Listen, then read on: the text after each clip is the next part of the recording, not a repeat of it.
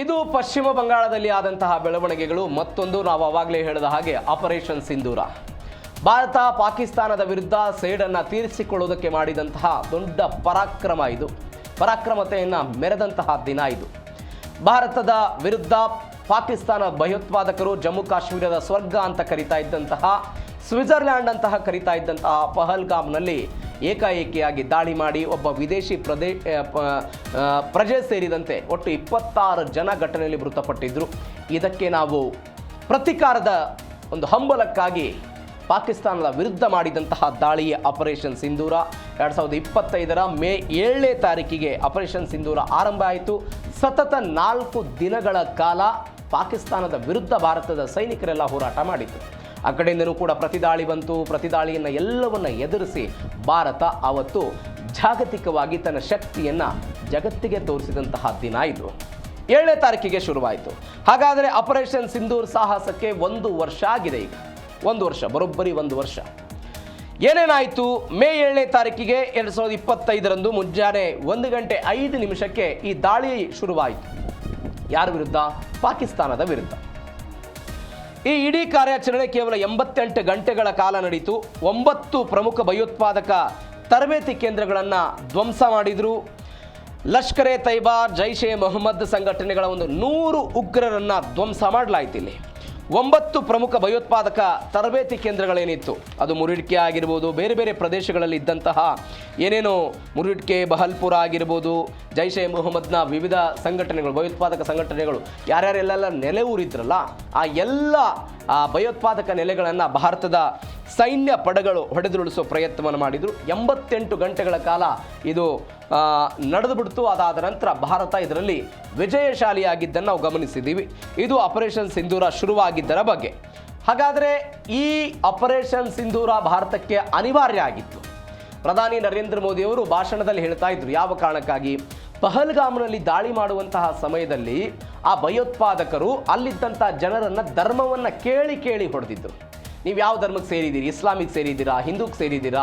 ಯಾವ ಧರ್ಮಕ್ಕೆ ಸೇರಿದ್ದೀರಿ ಅಂತ. ಇದರ ಜೊತೆಗೆ ಗಂಡನನ್ನು ಸಾಯಿಸುವ ಮುಖಾಂತರ ಹೆಂಡತಿಯ ಸಿಂಧೂರವನ್ನು ಅಳಿಸುವ ಪ್ರಯತ್ನವನ್ನು ಮಾಡಿದರು. ಅಂದರೆ ಕುಂಕುಮವನ್ನು ಅಳಿಸೋ ಪ್ರಯತ್ನ, ವಿಧವೆಯನ್ನಾಗಿ ಮಾಡೋ ಪ್ರಯತ್ನವನ್ನು ಮಾಡಿದರು.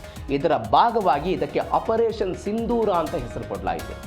ಯಾವ ಸಿಂಧೂರವನ್ನು ಭಯೋತ್ಪಾದಕರು ಅಳಿಸಿದ್ದಾರೋ ಅದೇ ಸಿಂಧೂರದ ಮುಖಾಂತರ ಪಾಕಿಸ್ತಾನಕ್ಕೆ ತಕ್ಕ ಏಟು ಕೊಡ್ತೀವಿ ಅನ್ನೋದರ ಪ್ರತೀಕಾರವಾಗಿಯೇ ಶುರುವಾದಂಥದ್ದು ಇದೇ ಆಪರೇಷನ್ ಸಿಂಧೂರ. ಹಾಗಾದರೆ ಕಾರ್ಯಾಚರಣೆಯ ನಿರ್ಣಾಯಕ ದಿನಗಳು ಹೆಂಗಿತ್ತು? ಮೇ 8 ರಾತ್ರಿ ಇಡೀ ದಿನ ನಿಗಾ. ಮೋದಿಯವರ ದೃಢ ಸಂಕಲ್ಪ ಇತ್ತು. ಅಜಿತ್ ದೋವಲ್ ಮತ್ತು ರಕ್ಷಣಾ ಪಡೆಗಳೆಲ್ಲ ದಾಳಿ ಮಾಡಿದರು. ಮೋದಿಯವರು ನಾವು ಪ್ರತೀಕಾರವನ್ನು ತೀರಿಸ್ಕೊಳ್ತೀವಿ ಅಂತೆಲ್ಲ ಭಾಷಣ ಮಾಡಿದ್ರು. ಅದರ ಭಾಗವಾಗಿ ಅಜಿತ್ ದೋವಲ್ ಭದ್ರತಾ ಸಲಹೆಗಾರ ಸರ್ಕಾರದ ಜೊತೆಗೆ ನಿಂತರು, ಮೋದಿಯವರ ಜೊತೆಗೆ ನಿಂತರು. 9ನೇ ತಾರೀಕಿಗೆ ಪಾಕ್ ಮುಖವಾಡ ಬಯಲಾಯಿತು. ಭಯೋತ್ಪಾದಕರ ಅಂತ್ಯ ಸಂಸ್ಕಾರದಲ್ಲಿ ಪಾಕ್ ಸೇನಾ ಅಧಿಕಾರಿಗಳೆಲ್ಲ ಭಾಗವಹಿಸಿದ್ರು. ಸಿಕ್ಕಾಪಟ್ಟೆ ಸುದ್ದಿ ಆದಂಥ ವಿಚಾರ ಇದು. ಅಂದರೆ ಯಾವುದೋ ಪಾಕಿಸ್ತಾನ ಅಧಿಕೃತ ಸೇನೆಯ ಸೈನಿಕರು ಯಾರೋ ಮೃತಪಟ್ಟಿದ್ದಾರೆ, ಯಾವುದೋ ಇಲ್ಲ. ಆದರೆ ಯಾವ ಭಯೋತ್ಪಾದಕರು ಭಾರತದ ವಿರುದ್ಧ ಇಂಥದ್ದೊಂದು ಕಾರ್ಯಾಚರಣೆಗೆಲ್ಲ ಸಿದ್ಧರಾಗ್ತಿದ್ದಾರಲ್ಲ, ಅವರ ವಿರುದ್ಧ ಭಾರತ ಕಾರ್ಯಾಚರಣೆ ಮಾಡಿತ್ತು. ಆ ವ್ಯಕ್ತಿಗಳೆಲ್ಲ ಮೃತಪಟ್ಟಾಗ ಇವ್ರು ಹೋಗಿ ಅಂತ್ಯಕ್ರಿಯೆಯಲ್ಲಿ ಭಾಗವಹಿಸಿದ್ರು. ಇದರ ಅರ್ಥ ಏನು? ಭಯೋತ್ಪಾದನೆಗೆ ನಾವು ಸಪೋರ್ಟ್ ಮಾಡ್ತಾ ಇದ್ದೀವಿ ಅಂತ. ಭಯೋತ್ಪಾದಕರ ಸಾವಾದರೆ ನಾವು ಸರ್ಕಾರವೇ ಬಂದು ನಿಲ್ಲುತ್ತೆ ಅಂತ ಹೇಳಿದರೆ ಸಹಜವಾಗಿ ಭಾರತ ಇದನ್ನು ವಿರೋಧ ಮಾಡಿತು. ಹೀಗಾಗಿ ಅವರ ಎಲ್ಲ ಬಟಾ ಬಯಲಾಗ್ಬಿಡ್ತು. 9ನೇ ತಾರೀಕಿಗೆ ರಾವಲ್ಪಿಂಡಿ ನಡೆಗೆ ಹೋಗ್ಬಿಡ್ತು. ಏರ್ ಡಿಫೆನ್ಸ್ ವ್ಯವಸ್ಥೆಯನ್ನು ಕೂಡ ಭಾರತ ಉಡಿಸ್ ಮಾಡ್ತು. 10ನೇ ತಾರೀಕಿಗೆ ಹೊಸ ರಕ್ಷಣಾ ನೀತಿ ಶುರುವಾಯಿತು.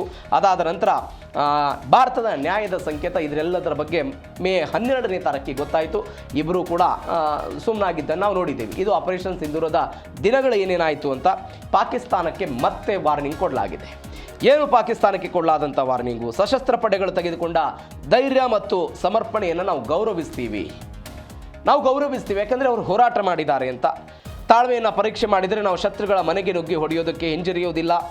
ಸಶಸ್ತ್ರ ಪಡೆಗಳು ಯಾವುದೇ ಕ್ಷಣದಲ್ಲಿ ನಿರ್ಣಾಯಕವಾಗಿ ಕಾರ್ಯನಿರ್ವಹಿಸೋದಕ್ಕೆ ಸಂಪೂರ್ಣವಾಗಿ ಸಿದ್ಧರಿದ್ದೀವಿ ಅಂತ ಭಾರತ ಹೇಳ್ಕೊಳ್ತು. ಈ ಆಪರೇಷನ್ ಸಿಂಧೂರ ಆದ ನಂತರ ಕೆಲವೊಂದಿಷ್ಟು ಎಲ್ಲ ಪಕ್ಷಗಳ, ಕಾಂಗ್ರೆಸ್ನು ಸೇರಿದಂತೆ ಕೆಲವೊಂದಿಷ್ಟು ಪಕ್ಷಗಳ ಈ ನಿಯೋಗಗಳನ್ನು ರಚನೆ ಮಾಡಿ ವಿದೇಶಗಳಿಗೆ ಕಳಿಸಿದರು. ಯಾವ ಕಾರಣಕ್ಕಾಗಿ ನಾವು ಭಾರತದ ಆಪರೇಷನ್ ಸಿಂಧೂರ್ ಮಾಡ್ತು, ನಮ್ಮ ಕ್ರಮ ಏನಾಗಿತ್ತು ಅಂತ ಅಲ್ಲಿ ಬಹಳ ಸ್ಪಷ್ಟವಾಗಿ ಹೇಳಿದ್ರು ಇವರು.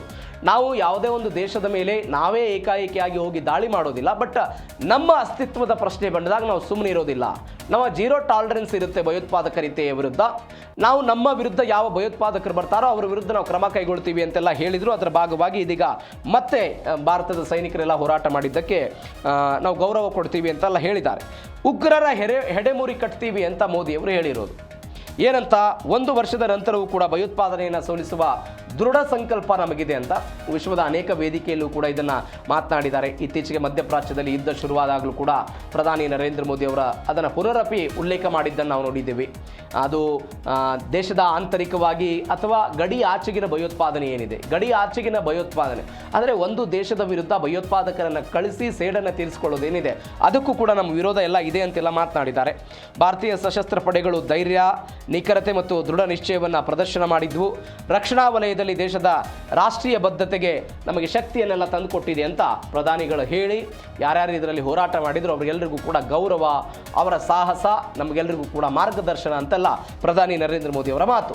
ಇದು ಆಪರೇಷನ್ ಸಿಂಧೂರಕ್ಕೆ 1 ವರ್ಷ ಆಗಿದ್ದರ ನೆನಪಿಗಾಗಿ ಭಾರತದ ಸೈನಿಕರ ಈ ಸಾಹಸ ಗಾಥೆಯನ್ನು ನೆನಪು ಮಾಡಿಕೊಳ್ಳೋದಕ್ಕೆ ಮತ್ತು ಅವರ ಗೌರವವನ್ನು ಕೊಡೋದಕ್ಕಾಗಿ.